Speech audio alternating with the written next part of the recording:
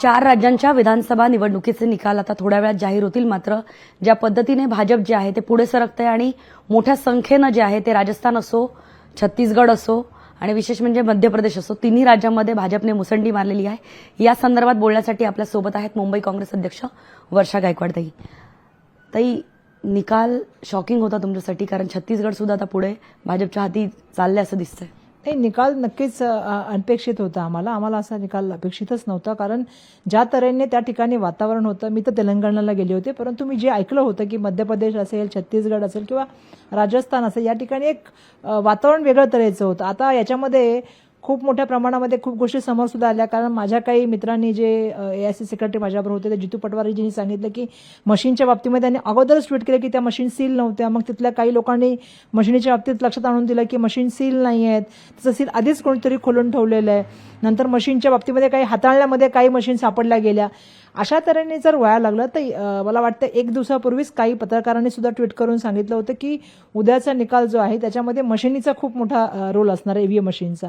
त्यामुळे कुठेतरी हे सुद्धा प्रश्न निर्माण झाले. परंतु जनतेने दिलेला निकाल हा नक्कीच आम्ही सर्व ध्येय मानतो आणि जनतेने दिलेल्या निकालाचा आम्ही त्या ठिकाणी जे आहे तो आम्ही एक्सेप्ट पण करतो, कारण तो एक्सेप्ट केला पाहिजे. आणि येणाऱ्या काळामध्ये मोठ्या प्रमाणामध्ये जनतेच्या प्रश्नावर सातत्याने आम्ही उचलण्याचा प्रयत्न केला. काँग्रेस पार्टीच्या माध्यमातून आवाज तो पुढे पण त्या तऱ्हेने आम्ही उचलण्याचं काम करू. मला या ठिकाणी सांगायला पाहिजे की भारत जोडो यात्रेच्या माध्यमातून असेल किंवा प्रचारामध्ये असेल की आदरणीय राहुल गांधीजी असतील, मल्लिकार्जुन खरगे साहेब असतील, प्रियांकाजी असतील, यांनी ठिकठिकाणी जाऊन प्रचारसभा केला आणि ज्या तऱ्हेने लोकांमध्ये माहोल होता आणि आम्ही मूलभूत प्रश्नावर त्या ठिकाणी जे आहे ते बोलण्याचं काम केलं. आणि अपेक्षित हेच होतं की जे आहे ते राज्यामध्ये आमचं सरकार येईल. जसं मी सांगितलं की जनता सर्वश्रेष्ठ असते, परंतु जनता सर्वश्रेष्ठ आम्ही मानून त्यांचा ज्या निर्णयाचा आम्ही आदर सत्कार त्यांचा स्वीकारतो. परंतु या मशिनीच्या बाबतीमध्ये सुद्धा आता येणाऱ्या काळामध्ये EVM मशीनच्या बाबतीमध्ये मोठ्या प्रमाणामध्ये ज्या तऱ्हेने त्या सापडल्या गेल्या, ज्याचं सील नव्हतं, अशा खूप तक्रारी प्राप्त झाल्यात. त्याच्यावरती सुद्धा येणाऱ्या काळामध्ये लक्ष द्यावं लागेल, ही सुद्धा मला या ठिकाणी नमूद करायचं आहे. खास करून जर राजस्थानमध्ये बघितलं, तुमची आधीपासून तिकडे सत्ता होती, मात्र सचिन पायलट आणि अशोक गेहलोत यांचा जो वाद होता तो मिटवण्यात राहुल गांधींना यश आलं, मात्र रिझल्टमध्ये ते दिसलं नाही. त्यांचा वाद हे कारण ठरलं राजस्थानमध्ये सत्ता बदलण्याचं? नाही, असं नाही. राजस्थानचा जर पूर्वपरागत तुम्ही इतिहास बघितला तर राजस्थानमध्ये जे आहे ते एक वेळा भारतीय जनता पार्टी, एक वेळा काँग्रेस असंच सरकार त्या ठिकाणी येतं. यावेळेला खरं तर लोकांनी चिरंजीवी योजनेच्या माध्यमातून एक चांगला उपक्रम गेहलोत साहेबांनी केला होता आणि ज्याच्यामध्ये तुम्ही कोणत्याही आजाराचे जरी पेशंट असला तरी तुम्हाला फ्री ऑफ कॉस्टमध्ये इलाज त्या ठिकाणी देण्यासंदर्भामधलं असं ते चिरंजीवी योजना केली होती, ज्याचा खूप मोठ्या प्रमाणामध्ये रुग्णांना त्या ठिकाणी लाभ झाला होता. अपेक्षा हीच होती की ज्या तऱ्हेने गेहलोत साहेबांनी योजना केल्या होत्या, म्हणजे मुलींना मोबाईल असेल किंवा शिक्षणासाठी व्यवस्थापन असेल, या सगळ्या गोष्टींचा फायदा घेऊन त्या ठिकाणी काँग्रेसचं सरकार येईल. परंतु आता आज निकाल जेव्हा आम्ही बघतोय तेव्हा ते नक्कीच अनपेक्षित आहेत आणि दोघं जण एकत्र येऊन प्रचार करत होते. त्यामुळे मला असं वाटत नाही की काँग्रेसमध्ये कुठल्याही त्या तऱ्हेने तिथे एकमेकाच्या विरोधामध्ये काही वातावरण होतं. दोघं बरोबर करत होते आणि शेवटच्या दिनामध्ये पण तुम्ही जर बघितलं असेल, सचिन पायलट साहेबांनी एक इंटरव्ह्यू दिली होती ज्याच्यामध्ये त्यांनी स्पष्ट सांगितलं होतं येणाऱ्या काळामध्ये सुद्धा आम्ही एकत्रपणे काम करू. जर मध्य प्रदेशचं म्हणायला गेलं तर 230 इतक्या साऱ्या विधानसभेच्या सीट्स होत्या. काँग्रेसला एक अशा अपेक्षा होती, 2018 तुम्ही सरकार स्थापन केलं, नंतर ऑपरेशन लोटस चाललं, नंतर सरकार पडलं. मात्र आता असं काय झालं की जिथे काँग्रेस पुढे जाऊ शकली नाही, परत मशीनचं कारण की आणखीन काही, कुठे कमी पडली काँग्रेस मध्य प्रदेशमध्ये? कारण मध्य प्रदेश जर तुमच्या हाती लागलं असतं तर लोकसभा निवडणूक आणखीन सोपी केली असती. नाही, 2018 मी स्वतः मध्य प्रदेशमध्ये होते. ज्यावेळेला आमचं सरकार होते आम्ही तिथे स्वतः सेक्रेटरी म्हणून काम करत होते. मला मध्य प्रदेशचा चांगला अनुभव आहे. जसं मी सांगितलं, मी जाणीवपूर्वक जितू पटवारीजींचं नाव सांगितलं आणि एक कालचा त्यांचा एक मेसेज मी सांगितला की 2 दिवसापूर्वी त्यांनी असं सांगितलं होतं की माझ्या मतदारसंघामध्ये जे आहे ते इंदोरमध्ये ते आहे ते EVM मशीनचं सील निघालेलं आणि माझ्या एका माणसांनी तिथे निर्देश केल्यानंतर मग ते लक्षात आलं अधिकाऱ्यांच्या. याच असं तर होत नाही. अधिकाऱ्यांना सुद्धा त्या संदर्भामध्ये माहिती नक्कीच असली पाहिजे. त्यामुळे आम्ही जो विषय व्यक्त केला की आजचा विषय नाहीये, तो 2 दिवसापूर्वी सांगितलेल्या विषयाबद्दल आम्ही बोलतो आणि मशीन सुद्धा कशा तऱ्हेने हाताळला गेले याच्याबद्दल सुद्धा 2 दिवसापासून चालले. आणि काल आपल्या महाराष्ट्रामधल्या सुद्धा काही पत्रकारांनी त्या संदर्भामध्ये ट्विट केलं होतं, हे जे मी सांगितलं. असं सांगत असताना मी हे सुद्धा स्वीकार केला की जनतेने जो निर्णय दिलाय त्याचा आम्ही आदर करतो. आम्ही स्वतःला आत्मचिंतन केलं पाहिजे, आम्ही कसं पुढे गेलं पाहिजे. कारण मी मध्य प्रदेशमध्ये काम केले, मला माहिती आहे की मध्य प्रदेशमध्ये काँग्रेसला म्हणजे खूप मोठ्या प्रमाणामध्ये त्या ठिकाणी जो आहे तो सपोर्ट होता. आता निकाल बघून थोडं अनपेक्षित यासाठी वाटतंय, कारण माझे काही तिथे मित्रमैत्रिणी आहेत, स्नेही आहेत, काही पत्रकार मित्रमैत्रिणी, त्यांचं सुद्धा म्हणणं असं होतं की यावेळी मध्य प्रदेशमध्ये पूर्णपणे जे आहे ते वातावरण वेगळं आहे. दुर्दैवाने निकाल आमच्या बाजूने जरी लागला नसला तरी मध्य प्रदेशची जनता किंवा भारतभरातली जनता जाणते की आमचा प्रयत्न हाच आहे की बेरोजगारी, महागाई आणि त्या ठिकाणी महिला संरक्षण, महिला संदर्भातल्या योजना, गॅसबद्दल बोलणं, पेट्रोलबद्दल बोलणं, ह्याच विषयावर आम्ही त्या ठिकाणी इलेक्शन लढण्याचं काम करतोय. आणि येणाऱ्या काळात सुद्धा लोकांच्या मूलभूत प्रश्नांच्या बाबतीमध्ये आम्ही लढणार आहोत, स्थानिक प्रश्नाच्या बाबतीत लढणार आहोत.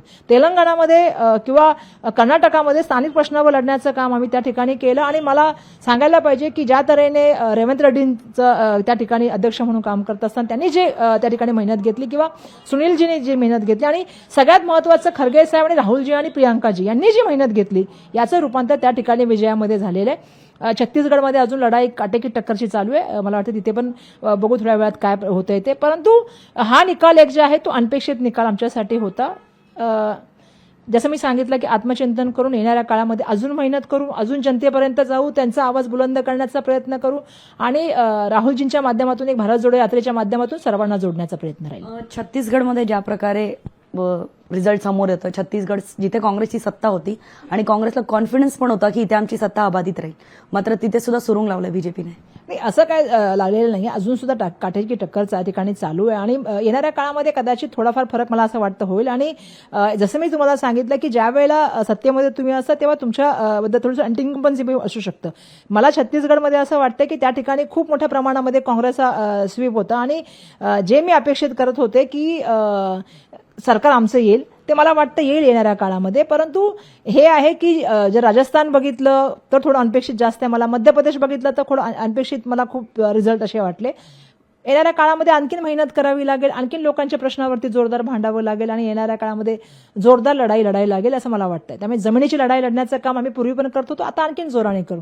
तेलंगणामध्ये काँग्रेसला अपेक्षा होती, मात्र जिथे थेट भाजपाशी लढत आहे तिथे काँग्रेसची पिछाट होते, मात्र जिथे रिजनल पार्टी बरोबर आहे तिथे काँग्रेस चांगला परफॉर्म करते. भाजपची अजून पण म्हणजे कठीण आहे लढाई भाजपसोबत. मला नाही वाटत कठीण लढाई आहे. आता जसं मी सांगितलं की आता जर आम्ही म्हटलो की ईव्हीएम मशीनच्या बाबतीमध्ये आम्ही बोललो तर लोक म्हणतील की हे करत नाहीये, तैराडी चढा. बिलकुल आमचं ते म्हणणं नाहीये. हे तर फॅक्ट आहे की आमच्या 2 दिवसापूर्वी काही सहकाऱ्यांनी हे प्रश्न विचारलेत. आम्ही हे सुद्धा फॅक्ट आहेत की त्या संदर्भामध्ये सातत्याने आमचे काही मंडळींनी ट्विट केलेलं आहे. हे तर फॅक्ट आहेत, नाही 2 दिवसापूर्वीचे फॅक्ट आहेत. काल पण काही पत्रकारांनी केलेलं आहे की उद्याचा रिझल्ट जो येणार आहे तो एक मोठ्या प्रमाणामधला जो असणार आहे तो डेमोक्रेसी आहे की नाही याच्यावरती प्रश्नचिन्ह करणार आहे. हे काल कोणीतरी ट्विट केले आपल्यापैकी. आपण जर पत्रकार असाल तर आपण चेक करा. याचाच अर्थ की सर्वांना हे 2 दिवसापासूनचे प्रश्न पडलेले आहेत की ईव्हीएम मशीनच्या बाबतीमध्ये जे आपण सगळं म्हणता की त्याचं सील किंवा ते हाताळण्यामध्ये खूप साऱ्या मशीन इकडे तिकडे दिसल्या, टाइम झाल्यानंतर सुद्धा मशीन गेल्या, हाही एक महत्वाचा इश्यू त्या संदर्भामध्ये. परंतु जनमताचा आदर करून येणाऱ्या काळात जास्त मेहनत करणं, आत्मचिंतन करणं, संघटन मजबूत करणं आणि लोकांच्या प्रश्नावरती बोलणं, आवाज करणं हे आमचं येणाऱ्या काळात कर्तव्य राहील. महाराष्ट्रामध्ये ताई या संपूर्ण निकालाचा काय परिणाम होईल महाराष्ट्रामध्ये? कारण महाराष्ट्रामध्ये 2 रिजनल पार्टी ज्या आहेत, राष्ट्रवादी असो किंवा शिवसेना असो, दोन्ही पार्टीमध्ये फूट पडली, काँग्रेसमध्ये पडली नाही, पण त्याची अनेक टेक्निकल कारणं होती.